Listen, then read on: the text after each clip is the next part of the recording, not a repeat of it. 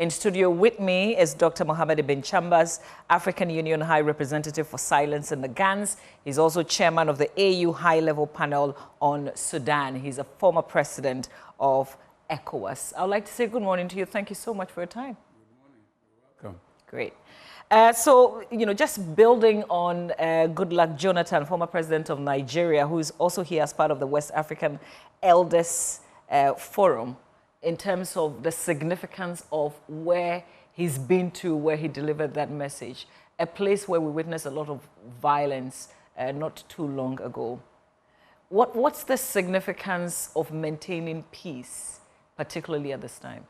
Well, I mean, my role as the African Union High Representative for Silencing the GANs, in that context, what we have witnessed on our continent is that there are many causes of violence, remote causes, immediate causes, but one of the triggering factors has always been poorly conducted elections. When you have contentions around elections, they can trigger violence, and if not well managed, this can get totally out of control. In our sub-region, not many people remember that the root cause of the Liberian Civil War was the poorly conducted elections of 1980. And it caught up with the coup of 1980, badly conducted elections of 1986, 87, and this triggered a civil war because most Liberians, I guess, did not really believe in those elections, did not accept the results. And we've seen it in a number of other African countries. So it's crucially important to have model countries, such as Ghana, where when it comes to electoral management, we have presented a good example, and we've succeeded in holding credible, violence-free elections 8 times in the past. This will be our 9th time. So there's high expectation that we will keep doing well. That's good for us as Ghanaians, for the country, but it's also good to have that as an example in West Africa and Africa as a whole. Right. I'll come back to more of, the conversation on peace and violence, but I want to quickly take our listeners and our viewers to join the vice president, who's also the presidential candidate for the NPP, Dr. Bawumia, who voted a while ago. And that's in your shorts right now, if you're watching television. If you're listening to us on radio, Dr. Muhammadu Bawumia casting his ballot a while ago in his hometown of Wale Wale. We've been following through, and that's him right there, leading the way, casting his ballot just some few minutes ago in Wale Wale, the presidential candidate of the NPP, who is also the vice president of the Republic of Ghana. So, Dr. Ibn Chambas, as you're aware, very early is peaceful. In fact, throughout the day, when we organize elections, it's the counting towards the end of the day, when counting begins. That's where sometimes, we see pockets of violence. You talked about Ghana being a model. Are we still seen and regarded highly? Are we still a model, considering the fact that we've recorded a few violence in the last elections? We actually had some 8 persons dying in the process. Well, I mean, one of the most credible polling on the continent is Afrobarometer. And it ranks us still within the top 10 on the continent. I think our position is 7th. We've been scored higher before. So there's a slippage there. I would say not significant, but I mean, it's almost, I usually compare it to the FIFA rankings of, as a football nation where we're so passionate. We care where we are placed. Absolutely. So in this league of electoral management systems and electoral governance, we're in the top 10. And so even if we slip 1 or 2 places, it's something that as Ghanaians and different institutions, stakeholders involved, we should all endeavor to to improve. So when I make my speeches, I often say that we shouldn't get complacent due to past performance, because that's not necessarily an indication of how we will do this time. I mean, it's encouraging to know you are in that league, but we can always do better. The violence of the last election is regrettable. It has continued to be in the shadow of these elections. And I hope that all of us are going to go out and realize that every life counts.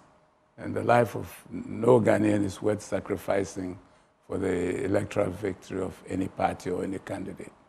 What does a violence-free election in Ghana mean for the rest of the continent, particularly West Africa? No, it's a good example because it then tells others that it can be done, that the killings that occur, along with elections are needless, are senseless. It's not worth taking a human life for it. And so we need good examples.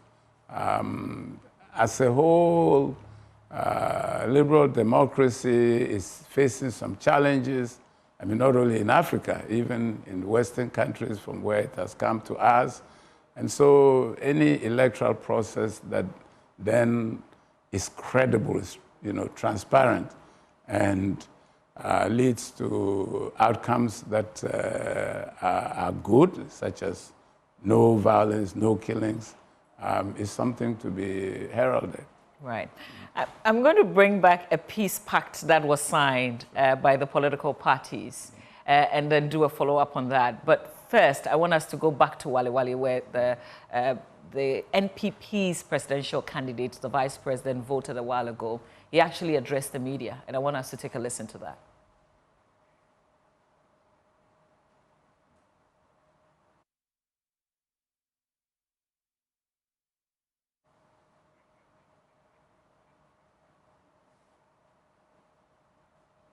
All right, we're going to bring that interview to you in a short while, but let's continue with our conversation in terms of the parties signing a peace pact, which was a big deal. But some people also question the signing of these peace pacts, especially when they are not able to resolve the violence that we possibly see towards the end of the exercise.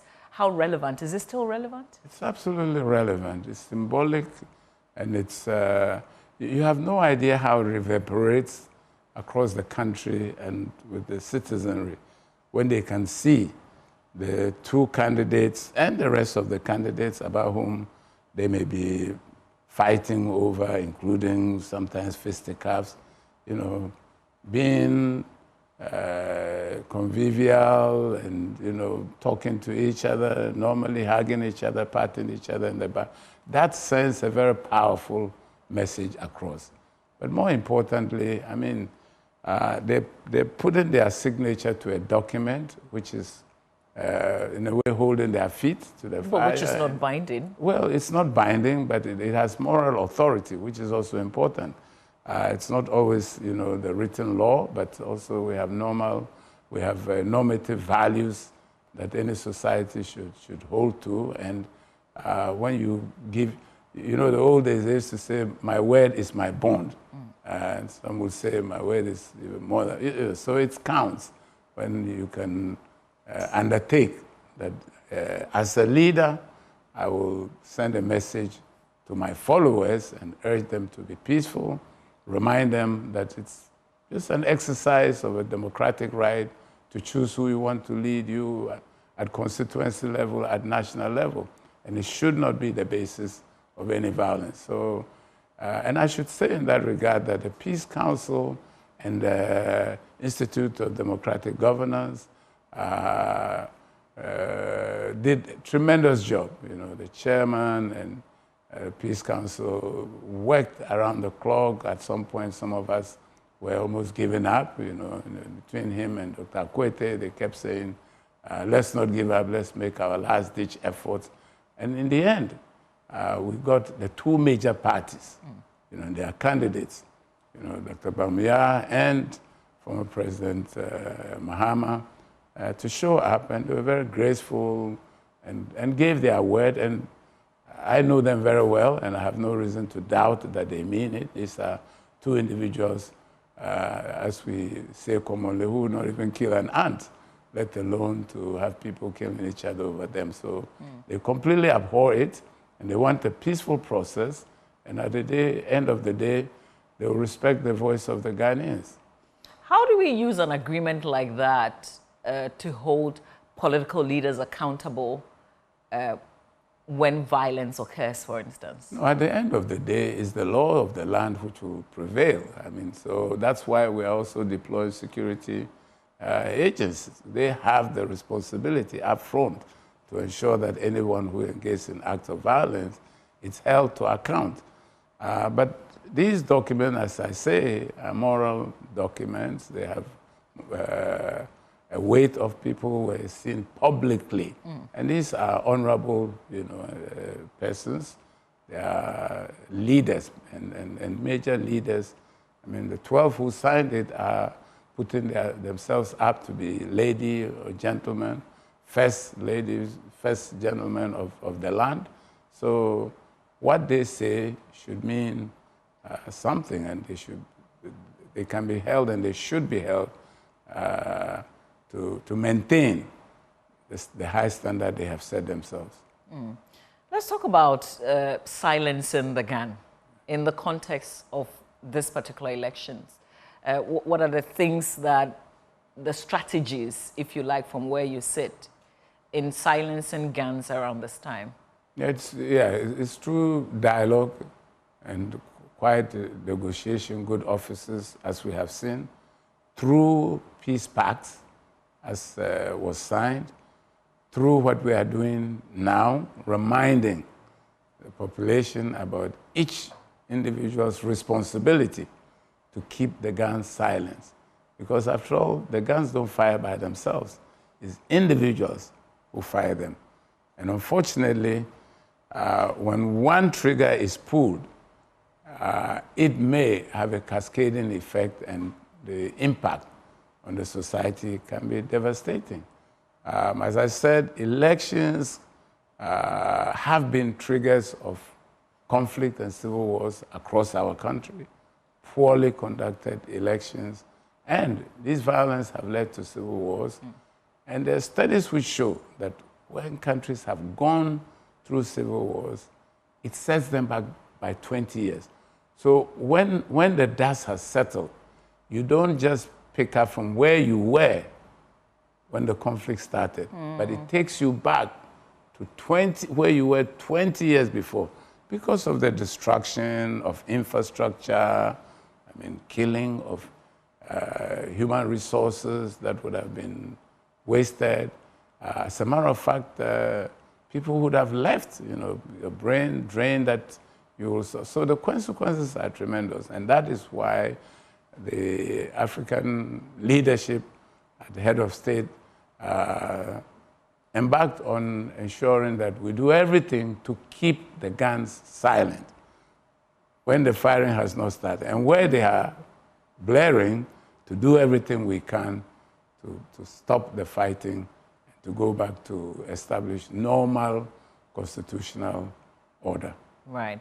Post-election violence, what should the strategy be for the main actors in this exercise?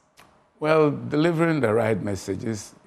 And I am pleased, for instance, that many observer missions are varying their rules a bit. Before, we used to see the deployments that we have seen, and today we have with us, the ECOWAS is here, the AU is here, the Commonwealth is here, we have Jaeger, Africa. In fact, the ECONET, which is the Association of Electoral Commissions of West Africa, are here. And more importantly, we have the deployment of CODEO, our own national observers. And they constitute, to be frank with you, the largest number of observers. We have 4,000. Most of the internationals are coming with a few hundred for the most, and many of them even less than 100. And the observation goes now beyond just election day to say, oh, people turn out well, it was quiet, it was peaceful. because the focus is now shifting to the post-voting period, to counting, collation, transmission of result. Right. That's where most of the mischief is usually done or has been done in the past. And I think observers are here to, as much as possible, keep their eye on that also. And where there are contentions, they will stay behind with us for a few days, talk to both sides to keep the bigger picture in mind. And the bigger picture is what? The stability, the peace of our country. And as Ghanaians like to say, we have only one Ghana, only one country. So we must be mindful not to do those things that will cause disturbance and disruption of the peace that we have enjoyed, because we know what the consequences have been in other places, and let's continue to be the model that we are. And Dr. Ibn Chambas will continue, but in the context of security, the National Election Security Task Force, which is led by the Ghana Police Service, they have a press briefing right now. We want to quickly join in this briefing. Yes. Today is the election day, and as we have kept faith with security throughout the electoral process, as at now we are monitoring, we'll be observing, and we'll be intervening whenever the need arises. We wish to also let you know that throughout the day, we'll be responding to issues and updating you with facts as they come up. So far, our officers on the ground have observed that quite a number of people try to access the various polling stations with their motorbikes. We wish to entreat such persons to ensure that they park about 100 meters away from the polling centers. And we have instructed our men on the ground to make sure they direct such persons to comply so we do not congest the polling stations with motorbikes. We also want to urge the general public to contact the police on our toll-free number 0800-311-311 whenever there is any information they want to share with us. Our officers are ready behind all the telephones, and will be picking and responding to situations as they share information with us. I take the number again, 0800-311-311. We'd also like to use this opportunity to urge members of the public to desist from passing on information that is inaccurate, that they haven't verified. So issues of disinformation and misinformation to be discouraged so that all of us ensure a peaceful and successful process. And to facilitate this, we will continue to update you with the facts as far as security-related issues are concerned, as and when they come up. We want to take this opportunity once again to assure the general public, to assure all Ghanaians that the security agencies under the National Election Security Task Force, we are poised, we are ready, we are on the ground, and we will secure the election process up to the end. And we urge the public to come and work with us so that at the end of the day, Ghana will win. Thank you very much for your attention. Briefing from the National Election Security Task Force at the police headquarters here in Accra. Dr. Ibn Chambas, I'm sure you've probably heard about this security task force and the involvement of the military, which a lot of people have said keep them out of local elections, but you cannot keep them out of the task force. How do you think this can work because you can keep the military out, but how do we avoid excesses? No, I think it's a fine balance that has to be maintained. The military have a role in preserving national security on the whole. But election security is the mandate of the Ghana Police Service, working with other security agencies, and we've done it in the past, especially with customs, immigration, etc. And so we have a culture where a military presence can be intimidating and can tend to provoke unnecessary tension. And so what is being asked of here is that the military should deploy, and in a manner that is not intrusive in the electoral process itself. And this, incidentally, is understood very well by the hierarchy of the Ghana forces, who in statement after statement have assured that the military will have no role. They do not intend to play any role in the actual securization of the electoral process, electoral personnel, electoral material, polling stations, so people can feel safe to go unintimidated to exercise. But at the same time, obviously, they will deploy in the background because there are situations that may overwhelm a particular deployment of police and other security agencies in a place. And if it gets to a tipping point where peace and security is threatened and the police call them in, then they can come.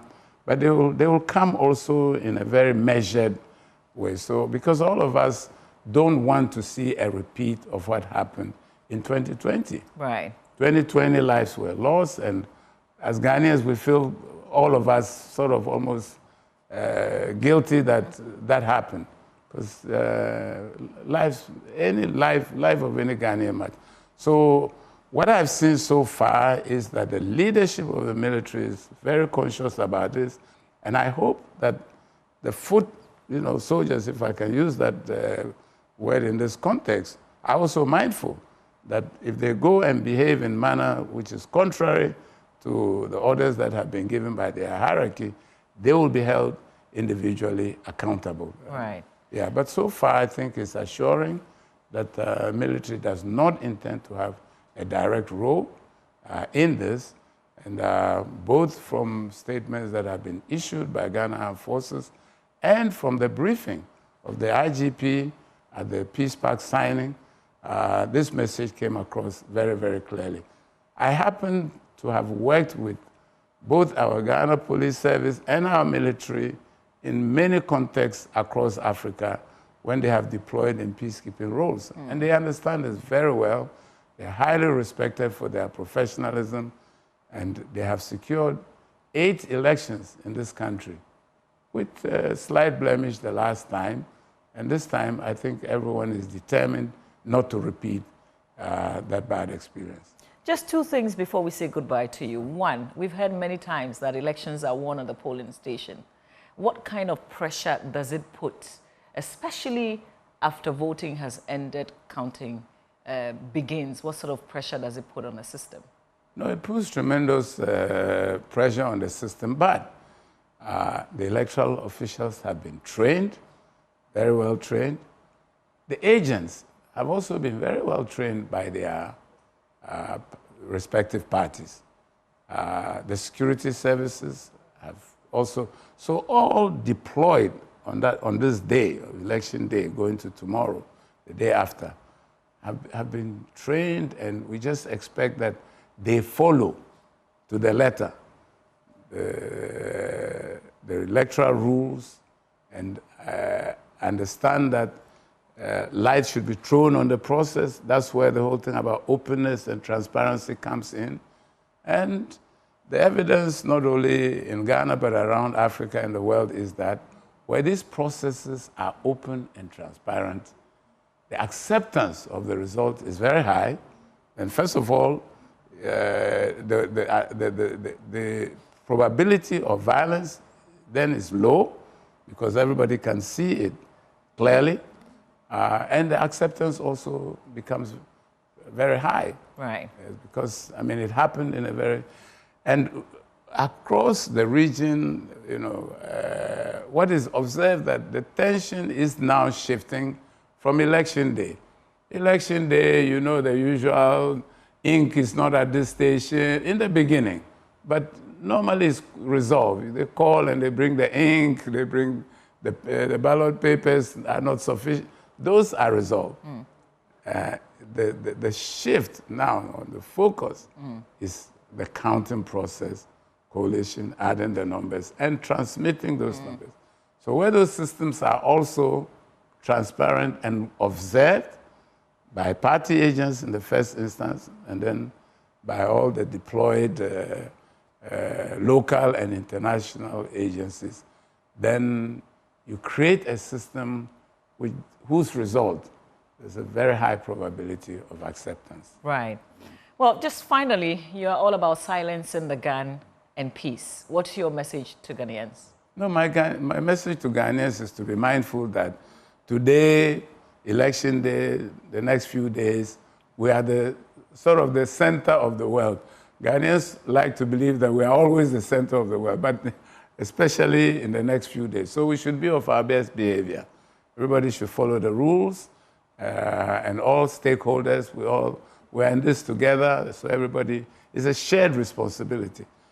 I mean, yes, some state institutions carry more burden than the others, but all of us have a role to play to ensure that we maintain our credibility as a country which delivers peaceful, non-violent elections, because the life of every Ghanaian matters, and we want people to live to see the day after, so that, as we are all saying these days, at the end of the day, it's Ghana that wins. Right. Talking about Ghana, we share you with Africa now, but you're Ghana first.